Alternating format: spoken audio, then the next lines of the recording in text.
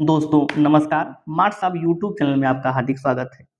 दोस्तों आज हम अपने वादे के मुताबिक लाइब्रेरियन बिहार लाइब्रेरियन का क्लास स्टार्ट कर दिए हैं और पहले क्लास के अंतर्गत हम आपको डॉक्टर एस आर रंगनाथन जी के विषय में बताएंगे। इस वीडियो को आपसे निवेदन है कि पूरा देखिएगा और लाइक भी कीजिएगा तथा अपने दोस्तों को शेयर भी कीजिएगा। और इस वीडियो से संबंधित जो भी आपकी क्वेरीज हैं, अच्छा लगा, अच्छा नहीं लगा, जो भी लगा आपको, वो कमेंट के माध्यम से जरूर बताइएगा। तो दोस्तों हम डॉक्टर एस आर रंगनाथन जी को पढ़ने जा रहे हैं। डॉक्टर एस आर रंगनाथन जी लाइब्रेरी या लाइब्रेरी साइंस के ऋण थे। इनका पूरा नाम शियाली रामामृत रंगनाथन एक भारतीय लाइब्रेरियन और गणितज्ञ भी थे। इनका जन्म 12 अगस्त 1892 को हुआ। वहीं इनकी मृत्यु 27 सितंबर 1972 को हुई। इस क्षेत्र में उनका सबसे उल्लेखनीय योगदान पुस्तकालय विज्ञान के 5 नियम और पहली प्रमुख पहलू वर्गीकरण प्रणाली कोलेन वर्गीकरण का पुस्तकालय विज्ञान, प्रलेखन और सूचना विज्ञान का जनक माना जाता है। और इस क्षेत्र में उनकी मौलिक सोच के लिए उन्हें दुनिया भर में व्यापक रूप से जाना जाता है। जो डॉक्टर एस आर रंगनाथन जी को नहीं जान पाया वह लाइब्रेरी साइंस से अछूता है। उनके जन्मदिन को हर साल भारतीय जनमानस में राष्ट्रीय लाइब्रेरियन दिवस के रूप में मनाया जाता है, जो 12 अगस्त को प्रतिवर्ष मनाया जाता है। वे बनारस हिंदू विश्वविद्यालय 1945 से 1947 में विश्वविद्यालय के पुस्तकालय अध्यक्ष और पुस्तकालय विज्ञान के प्रोफेसर थे और दिल्ली विश्वविद्यालय 1947 से 1955 में पुस्तकालय विज्ञान के प्रोफेसर थे, जो उच्च डिग्री प्रदान करने वाला पहला भारतीय पुस्तकालयाध्यक्ष था। इनके पहले ऐसा कोई पुस्तकालयाध्यक्ष नहीं था जो उच्च डिग्री प्राप्त किया था। वे 1944 से 1953 तक भारतीय पुस्तकालय संघ के अध्यक्ष भी रहे। 1957 में उन्हें अंतर्राष्ट्रीय सूचना और प्रलेखन महासंघ (FID) के मानद सदस्य के रूप में चुना गया और उन्हें ग्रेट ब्रिटेन के पुस्तकालय संघ का आजीवन उपाध्यक्ष बनाया गया। यह ग्रेट ब्रिटेन के पुस्तकालय संघ का आजीवन उपाध्यक्ष थे। इनका प्रारंभिक जीवन और शिक्षा, देखिए कोई भी परीक्षाएं हो लाइब्रेरियन की, यदि उसमें डॉक्टर एस आर रंगनाथन जी के क्वेश्चन नहीं आए तो वे परीक्षाएं पूर्ण नहीं होती हैं। तो आप लोग इनको बखूबी पढ़िएगा। आपको पहले बता ही चुके हैं कि रंगनाथन जी का जन्म जो है वो 12 तारीख को हुआ, लेकिन ये अपना जन्म एक पुस्तक की रचना किए। उसमें उन्होंने 9 जनवरी 1892 को शियाली तंजावुर तमिलनाडु के एक ब्राह्मण परिवार में हुआ था। उनकी जन्मतिथि कभी-कभी 12 अगस्त 1892 लिखी जाती है, लेकिन उन्होंने अपनी पुस्तक the 5 laws of library science में अपनी जन्मतिथि 9 अगस्त 1892 लिखी। देखिए ये जो इनकी पुस्तक है द 5 लॉज ऑफ लाइब्रेरी, पूछा जाता है कि द 5 लॉज ऑफ लाइब्रेरी पुस्तक किसकी है। तो रंगनाथन ने अपना पेशेवर जीवन एक गणितज्ञ के रूप में शुरू किया। उन्होंने अपने गृह राज्य में मद्रास क्रिश्चियन कॉलेज से गणित में BA और MA की डिग्री हासिल की और फिर 1917 में शिक्षण लाइसेंस हासिल किया। उनका आजीवन लक्ष्य गणित पढ़ाना था। वे कभी पुस्तकालय अध्यक्ष बनने की ख्वाब नहीं देखे थे, वे आजीवन गणित पढ़ाना चाहते थे।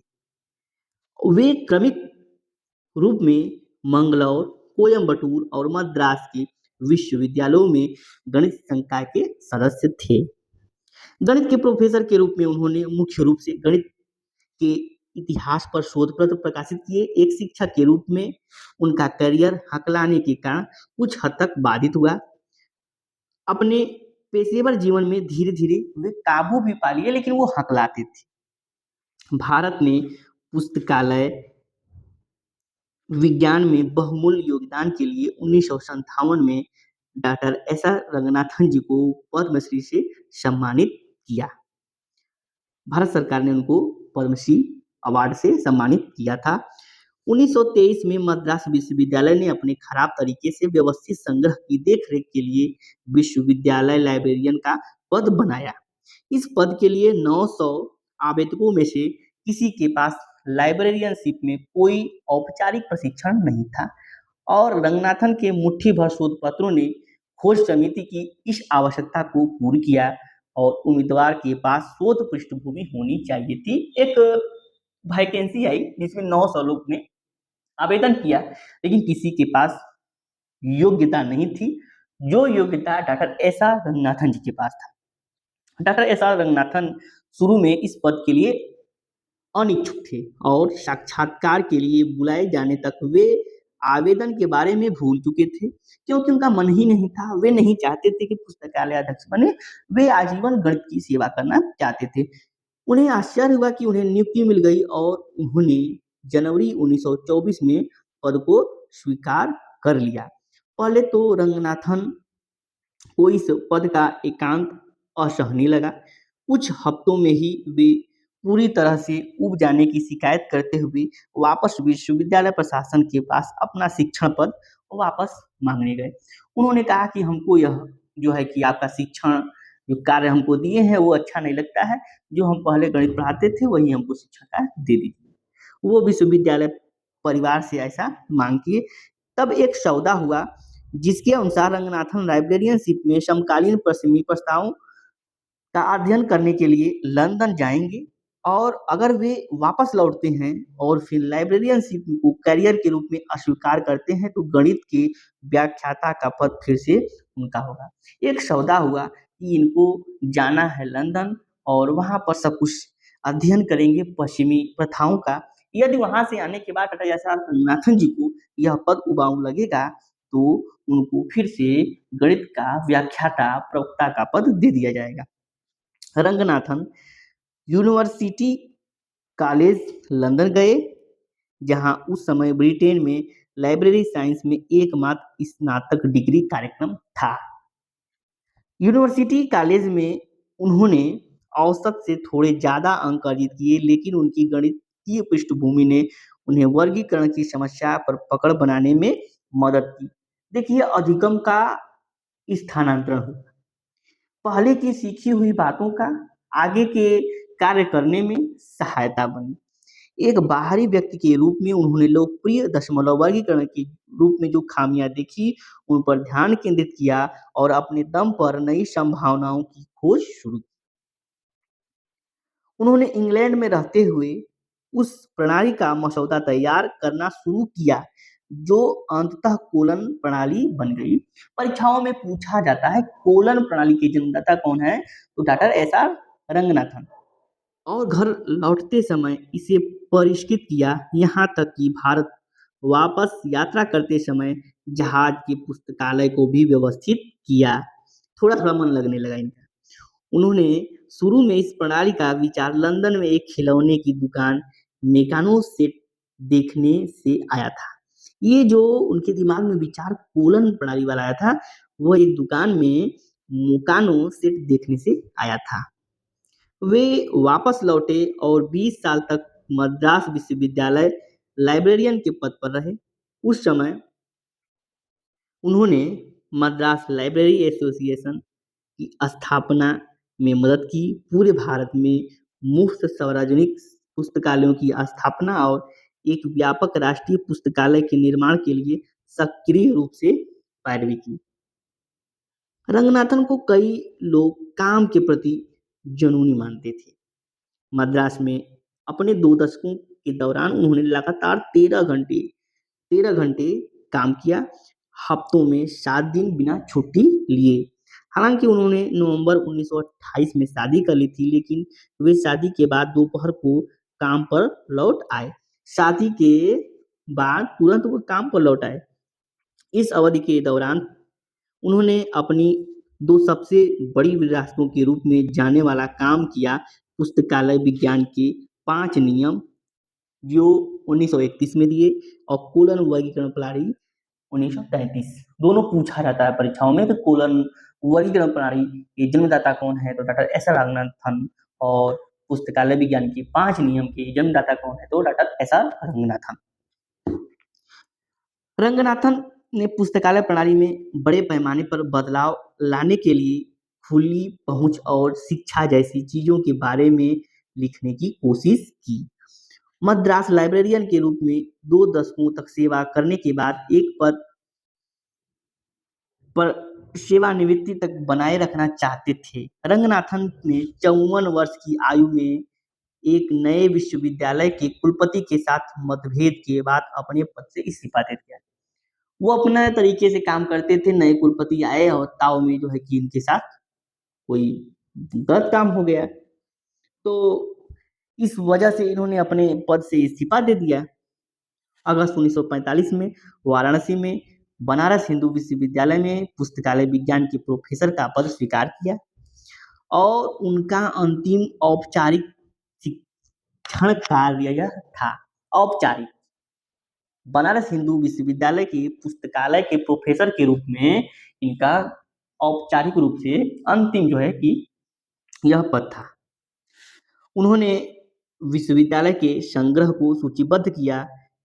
जब वे 4 साल बाद वहां से चले गए तब उन्होंने व्यक्तिगत रूप से कई सारी पुस्तकों को वर्गीकृत किया था।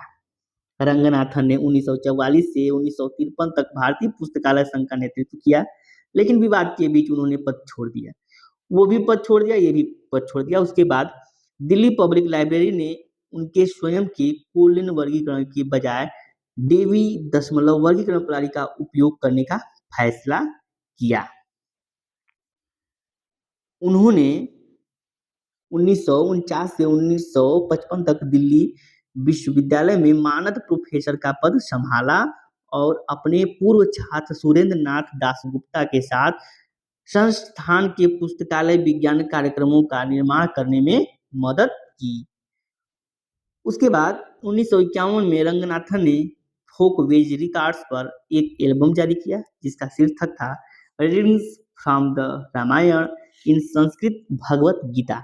ये पूछता है कि उस एल्बम का शीर्षक क्या था, तो आप ये जानिए कि रीडिंग फ्रॉम द रामायण इन संस्कृत भगवत गीता बहुत ही महत्वपूर्ण है। यह पूछा जाता है, कई परीक्षाओं में पूछा जा चुका भी है।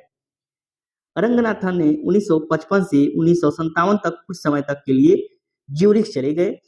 जब उनके बेटे ने एक यूरोपीय महिला से शादी की, इससे उन्हें यूरोपीय पुस्तकालय समुदाय के भीतर अपने संपर्कों का विस्तार करने का मौका मिल गया, जहां उन्हें एक महत्वपूर्ण अनुयायी प्राप्त हुआ।